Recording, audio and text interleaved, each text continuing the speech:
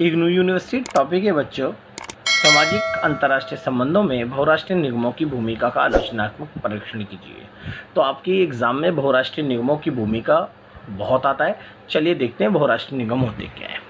आधुनिक युग में अंतर्राष्ट्रीय व्यापार के विकास तथा व्यापक रूप में पूंजी निवेश के कारण विश्व स्तर पर बहुराष्ट्रीय कंपनियों की भूमिका और क्षेत्रीय सहयोग के साथ विभिन्न क्षेत्रों की समस्याएं उलझी हुई है। अगर मैं बात करता हूं, आज आधुनिक युग के अंदर अंतर्राष्ट्रीय व्यापार को बढ़ावा दिया जा रहा है और प्रत्येक देश एक दूसरे देश में पूंजी निवेश कर रहा है, जिसके कारण विश्व स्तर पर बहुराष्ट्रीय कंपनियों की भूमिका और क्षेत्रीय सहयोग के साथ विभिन्न क्षेत्रों की समस्याएं उलझी हुई हैं।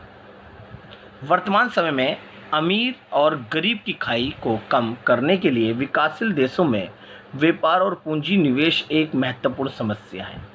तो आज के दौर में विकासशील देश टेक्नोलॉजी के अभाव में रोजगार और लोगों की आवश्यकताओं को पूरा नहीं कर पा रहा है। इसलिए आज की दौर की अगर मैं बात करूं कि एक देश अपने देश में पूंजी निवेश स्थापित करवाना चाहता है, यानी बाहर की कंपनियों को अपने देश में आने की अनुमति प्रदान करता है। तो ऐसे विश्व के सारे देशों में जब कंपनियां स्थापित हो जाती है तो यहाँ पर लोगों की आवश्यकताएं पूरी हो जाती है। एक देश के पास कुछ टेक्नोलॉजी आ जाती है। सरकार जो काम करती थी लेकिन अब उस प्राइवेट कंपनी कर, यानी सरकार का कार्यभार कम, और यहाँ तक कि सरकार की जो आय है उसमें भी वृद्धि होती है।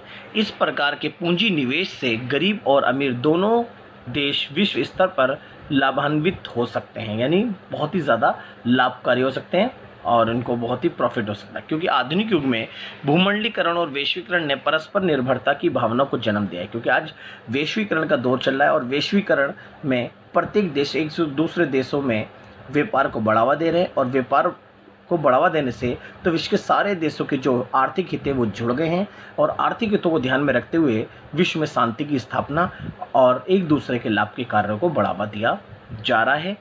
इसी के परिणाम स्वरूप बहुराष्ट्रीय कंपनियों का विभिन्न देशों में आगमन हुआ है। जैसे कि बहुराष्ट्रीय निगम का विभिन्न देशों में आगमन कैसे हुआ, जैसे कि एक अमेरिकन कंपनी है, और अमेरिकन कंपनी ने भारत में, चीन में, जापान में और बहुत सारे देशों में अपने उद्योग स्थापित, यानी अपनी उद्योगों की शाखाएं स्थापित कर रखी हैं।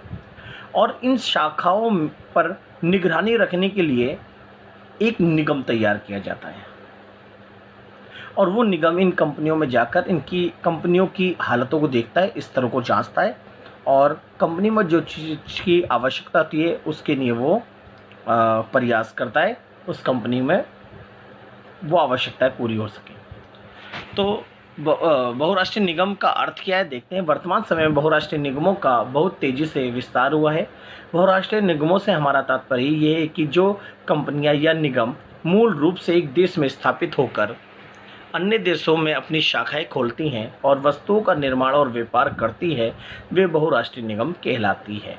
जैसे कोका कोला, पेप्सी, कॉलगेट आदि बहुराष्ट्रीय कंपनियां हैं। तो इन्होंने देख लीजिए कि एक कंपनी ने अपनी शाखाएं खोल रखी हैं और अपनी शाखाओं पर निगरानी रखने के लिए एक निगम तैयार करती है, और वो निगम समय समय पर प्रत्येक कंपनियों के स्तर की जांच करता है और समय समय पर वहाँ पर जाकर मूल्यांकन भी करता है। इस तरह से बहुराष्ट्रीय निगमों की भूमिका आज के दौर में बढ़ गई है। तो अब बात करते हैं भूमंडलीकरण और बहुराष्ट्रीय निगमों का बदलता हुआ स्वरूप। क्योंकि आज वर्तमान में बहुत सारी कंपनियों का जो स्वरूप है वो समय के साथ साथ परिवर्तित हुआ है। देखते हैं, बहुराष्ट्रीय निगमों का तेजी से विकास भूमंडलीकरण के कारण हुआ है, और कुछ विचारकों का मानना है कि इसके द्वारा व्यक्ति को सस्ती व कुशल वस्तुएं प्राप्त हुई है। तो बात फैक्ट है कि आज बड़ी बड़ी कंपनियां जो विश्व के सारे देशों में स्थापित हो रही हैं, वहाँ पर नई नई टेक्नोलॉजी, यानी एक ही वस्तु की बहुत सारी टेक्नोलॉजी भी स्थापित हो रही है और लोगों को सस्ती व कुशल वस्तुएं प्राप्त हो रही है। इसका मुख्य कारण है प्रतियोगिता। यानी अगर कोलगेट की कंपनी, अगर कोलगेट एक देश में अगर एक व्यक्ति को चाहिए तो कोलगेट बनाने के लिए 10 कंपनियां, 12 कंपनियां स्थापित होगी, और प्रत्येक कंपनियों का टेस्ट और प्रत्येक कंपनियों की टेक्नोलॉजी भी अलग अलग है। इसलिए व्यक्ति के सामने सस्ती, कुशल और वस्तु के अनेक विकल्प भी मिल गए, और प्रत्येक कंपनी ये चाहेगी कि मेरा कोलगेट ज़्यादा बिके, इसलिए वो अच्छे क्वालिटी की और सस्ते दामों पर बेचने की कोशिश करेगी, इसलिए सस्ती व कुशल वस्तुएं प्राप्त हो जाती है।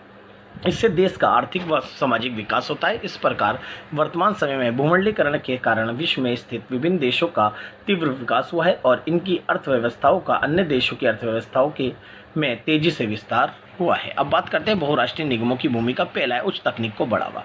आपको पता है आज बहुराष्ट्रीय भूमंडलीकरण के दौर में जो बहुराष्ट्रीय निगम हैं उनकी ये भूमिका होगी कि वो चाहते हैं कि हमारे देश के अंदर यानी हमारी कंपनियों के अंदर उच्च तकनीकों का विकास हो। आज जो टेक्निक है उससे भी और अच्छी तकनीक आई। इसका मतलब ये हो गया कि बहुराष्ट्रीय निगमों की पहली भूमिका यह है वैश्वीकरण के दौर में कि उच्च तकनीक का विकास होता है, नई नई टेक्नोलॉजी को खोजा जाता है और नई नई टेक्नोलॉजी, आज जैसे टेक्नोलॉजी है और वो कंपनी चाहेगी कि मेरे पास इससे भी और अच्छी टेक्नोलॉजी आ जाए, तो अपनी टेक्नोलॉजी का विकास होना बहुराष्ट्रीय निगमों की सबसे बड़ी भूमिका है। दूसरा, वस्तुओं के अनेक विकल्प। बहुराष्ट्रीय कंपनियां या बहुराष्ट्रीय निगमों के माध्यम से पहली बात तो है कि वस्तुओं के अनेक विकल्प आ जाते हैं। जैसा कि मैंने अभी एग्जाम्पल कोलगेट का दिया कि एक कोलगेट बनाने के लिए 10 कंपनी आ गई और 10 कंपनी चाहेगी कि मेरा प्रोडक्ट ज़्यादा बिके, इसलिए वो अपने प्रोडक्ट की क्वालिटी अच्छी करेगी और उसके अलावा सस्ती भी बेचेगी। तो इनमें प्रतियोगिता होगी और प्रतियोगिता से वस्तुओं के अनेक विकल्प भी आ गए और इससे सस्ती व कुशल वस्तुएं प्राप्त होगी। देश का आर्थिक विकास, क्योंकि बहुराष्ट्रीय कंपनियों से बाहर की कंपनी आती है तो एक देश का विकास होता है। क्यों? क्योंकि उसके पास अगर 10 कंपनी आई है उस देश में तो 10 टेक्नोलॉजी आई है, 10 टेक्नोलॉजी आई है तो 10 कंपनियों ने सरकार को टैक्स भी दिया होगा और टैक्स के माध्यम से सरकार की जो आय है वो बढ़ती है, जिससे देश का विकास होता है। और कंपनियां भी आती है तो बड़े बड़े रोड हाईवे भी बनवाती है और सस्ती व कुशल वस्तुएं मैंने आपको बताई दिया है। रोजगार में वृद्धि, जब बड़ी बड़ी कंपनियां आएगी, अगर एक प्रोडक्ट की 10 कंपनी आ गई और दूसरे प्रोडक्ट की 10 कंपनी आ गई तो यानी 10 कंपनियों में रोजगार भी तो बढ़ेगा। और दूसरे क्षेत्र अगर मैं बात करूं वस्तु में, उसकी कंपनी भी बेचेगा। कहने का मतलब है कि बहुराष्ट्रीय कंपनियां स्थापित होने के बाद वो रोजगार भी लाती है। और इसका वित्तीय प्रवाह होती है, बाहर से कंपनियां आती है, अपने इन्वेस्ट करती है और यहाँ पर जो पूंजी होती है उसका विस्तार होता है और यहाँ पर इन्वेस्ट होता है, पूंजी निवेश होता है, जिसे कहते हैं वित्तीय प्रवाह मतलब होता है फैलना। यहाँ पर विदेशी पूंजी देश के अंदर फैलती है। फिर वस्तुओं के आयात व निर्यात को बढ़ावा। जी, बहुराष्ट्रीय कंपनियां आने के बाद बहुराष्ट्रीय निगमों के माध्यम से वस्तुओं के आयात व निर्यात को बढ़ावा देती है। वस्तु आती है, जाती है, कच्चा माल आता है, बने हुए वस्तु आती है, बनी हुई वस्तु जाती है और कच्चा माल आता है। इस तरह से जो वस्तुओं का जो है आदान प्रदान देशों में लगा रहता है और प्रतियोगिता को बढ़ावा, जैसा मैंने आपको बताया कि हर वस्तु के अंदर प्रतियोगिता है। प्रत्येक कंपनी में कंपटीशन छिड़ा रहता है कि सब कंपनियां चाहती है कि मेरी वस्तु ज़्यादा बिके, मेरी ज़्यादा वस्तु बिके।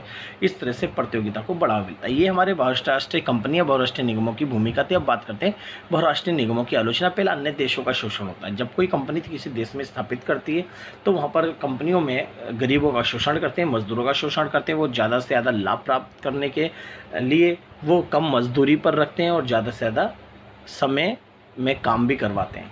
लघु कुटीर उद्योग नष्ट हो जाते हैं। बड़ी बड़ी कंपनी स्थापित होने से जो समाज के जो छोटे छोटे लघु कुटीर उद्योग हैं वो उनके सामने टिक नहीं पाते, उनकी प्रतियोगिता के सामने टिक नहीं पाते। इसलिए लघु कुटीर उद्योग के बाद जो वस्तु की जो क्वालिटी होती है वो बहुत ही निम्न होती है। इसलिए जो बड़ी बड़ी कंपनियां हैं वो आगे निकल जाती है, जिस कारण लघु कुटीर उद्योग नष्ट हो जाते हैं। तो तीसरा, प्रतियोगिता में छोटे उद्योग पिछड़ जाते हैं। जैसा मैंने आपको बताया, हाथ के कारीगर ठप हो जाते हैं क्योंकि बड़ी बड़ी टेक्नोलॉजी आने से, बड़ी बड़ी कंपनियां स्थापित होने से हाथ के काम करने वाले व्यक्ति ठप हो जाते हैं, उनमें बेरोजगारी को बड़ा मिलता है। क्यों? क्योंकि इसका कारण सबसे बड़ा ये है कि बड़ी बड़ी मशीन आने से 10 लोगों का काम एक मशीन कर देती है।